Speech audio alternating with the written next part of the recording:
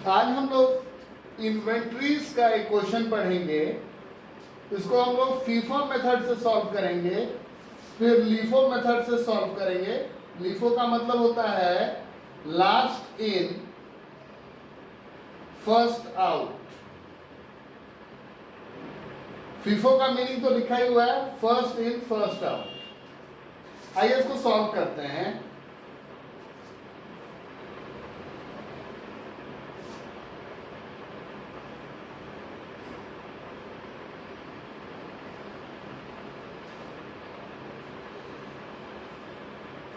यहां पर लिख रहा हूं इन, जो सामान हमारे पास आ रहा है। यहां मैं लिख रहा हूं आउट, जो सामान बाहर जा रहा है, जो हम सेल कर रहे हैं। और यहां पे रिमेनिंग।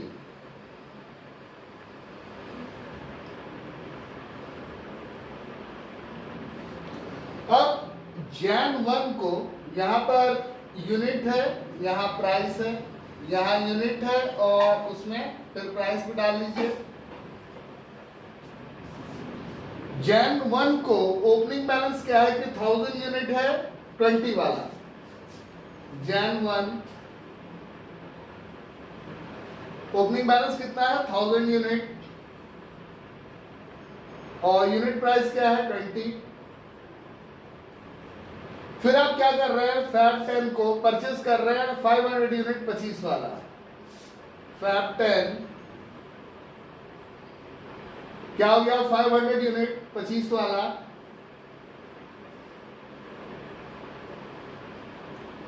फिर क्या हो रहा है, मार्च 13 को आप परचेज कर रहे हैं 400 यूनिट 22 वाला। मार्च 13 400 यूनिट और उसका प्राइस क्या है, 22। अब क्या हो रहा है, मार्च 20 को आप सेल कर रहे हैं 1200 यूनिट। मार्च 20 उसमें क्या हो रहा है, 1200 यूनिट आपका आउट हो रहा है, 1200 यूनिट आपको निकालना है। अभी हम बना किस मेथड से रहे हैं, अभी हम बना रहे हैं फीफो से। तो इसलिए क्या होगा, जो पहले आया है वो पहले निकलेगा। तो वो 1200 यूनिट जो आपको निकालना है, तो वो कैसे निकालेंगे हम लोग, पहले तो ये 1000 यूनिट निकाल देंगे 20 वाला, 1000 यूनिट 20 वाला। फिर यहां से 200 यूनिट निकाल देंगे 25 वाला। और मार्च 20 के बाद आपके पास अगर रिमेनिंग स्टॉक देखा जाए तो क्या बचेगा, यहां से 200 यूनिट निकल चुका था, यानी 300 यूनिट आपके पास बचा हुआ है 25 वाला, और ये 400 यूनिट बचा हुआ है 22 वाला। फिर आगे क्या हो रहा है, अप्रैल 6 को फिर से आप बेच रहे हैं 500 यूनिट। अप्रैल 6 को कितने यूनिट निकलने वाले हैं, 500 यूनिट। चलिए वो निकालते हैं। तो सबसे पहले तो ये वाला जो 300 यूनिट है ये निकल जाएगा, 300 यूनिट निकल गया 25 वाला। और यहां से 200 यूनिट निकल जाएगा 22 वाला। और अगर इस ट्रांजैक्शन के बाद रिमेनिंग स्टॉक देखा जाए तो क्या बचेगा, ये 400 में से 200 यूनिट निकल गया है, तो 200 यूनिट 22 वाला बचा हुआ रह जाएगा आपके पास। फिर क्या हो रहा है, फिर आप परचेस कर रहे हैं 400 यूनिट 25 वाला। मई 12 को आप फिर से परचेस कर लीजिए, कितना, 400 यूनिट्स 25 वाला। यानी ये जो चीज है ये बदल जाएगा, और अब ये क्या हो जाएगा, 222 वाला तो है ही, 400 पीस और आ गया आपके पास 25 वाला।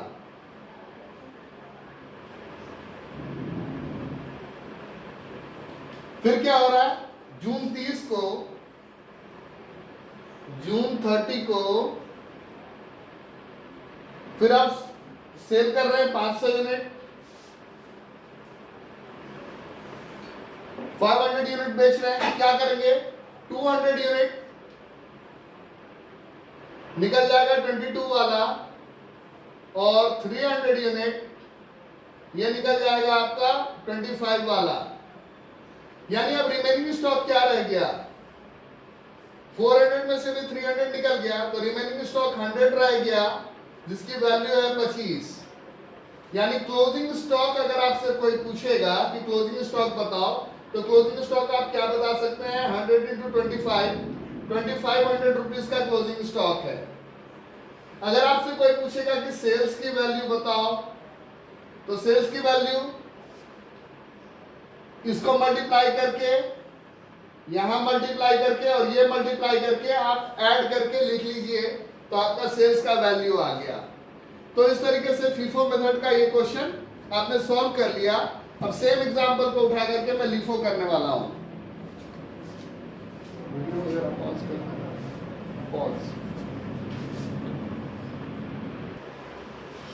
यही सेम क्वेश्चन मैंने लिया है और इसको हम लोग लिफो मेथड से करने वाले हैं। लिफो का मतलब होता है लास्ट इन फर्स्ट आउट। तो शुरू में ओपनिंग बैलेंस क्या है, जैन को ओपनिंग बैलेंस है 1000 यूनिट्स 20 रुपए वाला, 1000 यूनिट्स 20 रुपए वाला। फिर 10 को परचेज किया आपने 500 यूनिट 25 वाला, 500 यूनिट 25 वाला। फिर मार्च 13 को आपने परचेज किया है 400 यूनिट 22 वाला, 400 यूनिट 22 वाला। ये अभी तो सारा आपका इनबाउंड इन्वेंट्री था, अभी आपके पास आ रहा था। अब क्या होगा, मार्च 20 का है, उस दिन आप बेच रहे हैं 1200 यूनिट, मार्च 20 1200 यूनिट आप निकालने वाले हैं। तो इसमें क्या नियम है, लास्ट इन फर्स्ट आउट, जो सबसे लास्ट में आया वो सबसे पहले निकलेगा। तो सबसे लास्ट में तो ये आया है, तो ये पहले निकाल दीजिए 400 यूनिट 22 वाला। फिर ये 500 यूनिट निकाल दीजिए 25 वाला। 400 और 500 900 यूनिट हुआ, यानी 300 यूनिट और निकलेगा। और 300 यूनिट क्या होगा, यहां से निकलेगा 20 वाला। अब अगर रिमेनिंग स्टॉक देख लिया जाए ये ट्रांजैक्शन हो जाने के बाद, तो रिमेनिंग स्टॉक क्या बच रहा है आपके पास,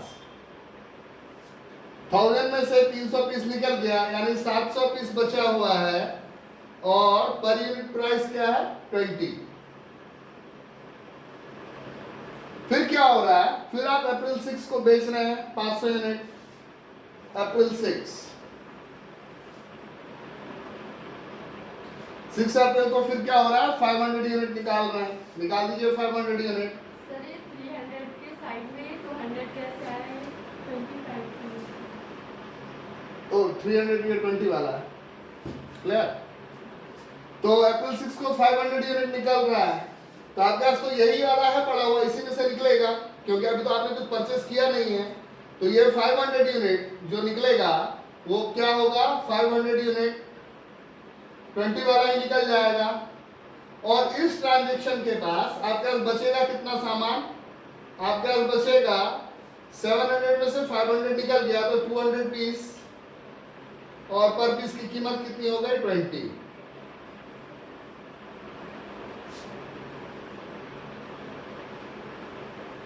अब क्या हो रहा है, अब आप परचेज कर रहे हैं 400 यूनिट, कितना मई 12 को, मई 12 को क्या हो रहा है 400 यूनिट आप परचेज कर रहे हैं 25 वाला, 400 यूनिट 25 वाला। यानी अब आपका इन्वेंट्री का सिनारियो बदल गया।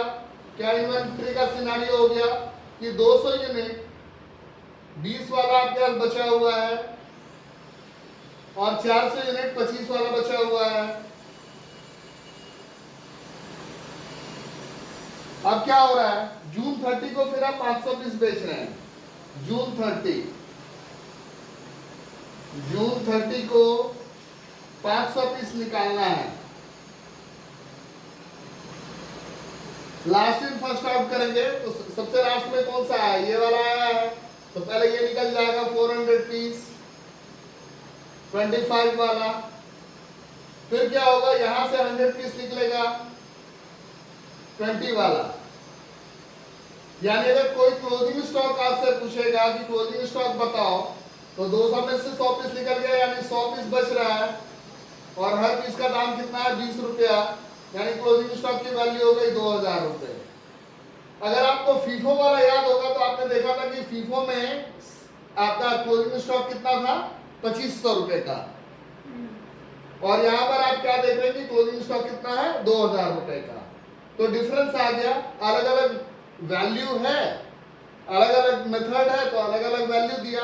और इसीलिए जब आप अकाउंटिंग ईयर शुरू करते हैं तो उसी वक्त आप बताते हैं कि आप इन्वेंट्री का कौन सा मेथड यूज करने वाले हैं, फीफो यूज करेंगे, लिफो यूज करेंगे या वेटेड। अब मैंने वेटेड कहा तो अब मैं वेटेड एक्सप्लेन करूंगा।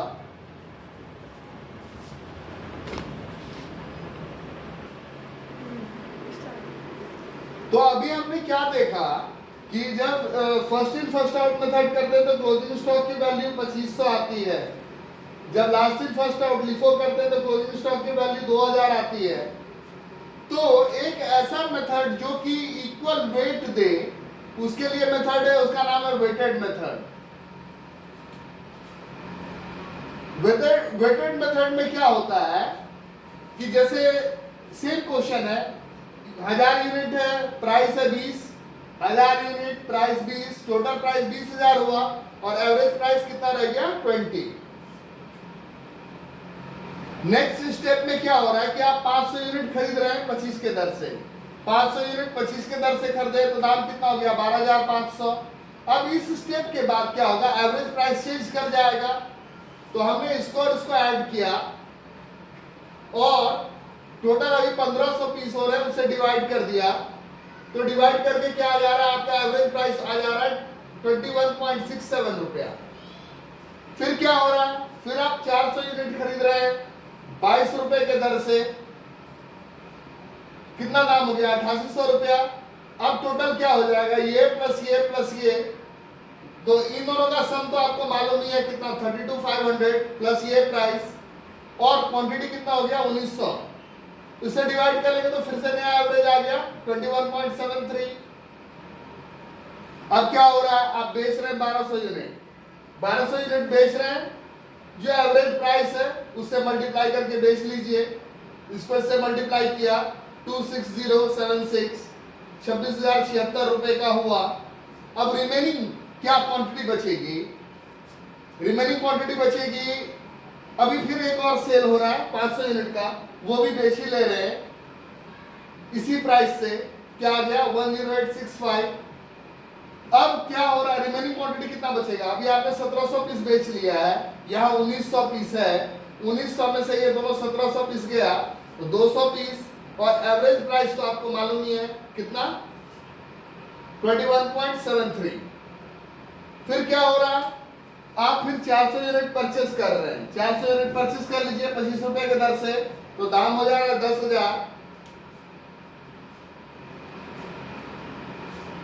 फिर से आप नया एवरेज निकाल लीजिए, फिर से आप नया एवरेज निकाल लीजिए, तो नया एवरेज जो है वो निकल जाएगा और नया एवरेज हो गया आपका 23.776, और 500 यूनिट फिर बेच लीजिए इस दाम में 23.77 के प्राइस में, और ये 11,830 हो गया। यानी क्लोजिंग स्टॉक क्या हो रहा है, अभी भी क्लोजिंग स्टॉक 100 पीस बच रहा है, और इस प्राइस के हिसाब से क्लोजिंग स्टॉक की वैल्यू कितनी हो जा रही है 23,177 रुपीस। तो आप क्या देख रहे हैं कि अगर जो मेथड यूज करेंगे उस हिसाब से आएगा, उसमें वेटेड एवरेज मेथड जो है वो सबसे बेस्ट मेथड है। क्यों, क्योंकि ये क्या करता है कि प्राइस और वेट को इक्वली स्प्रेड कर देता है, तो ये नहीं होता है कि क्लोजिंग स्टॉक का वैल्यू जो है जो बचा हुआ रहेगा उसमें क्या है कि सारे प्राइस का सम आया, समरी आया। तो इस तरीके से यही 3 मेथड पूछते हैं।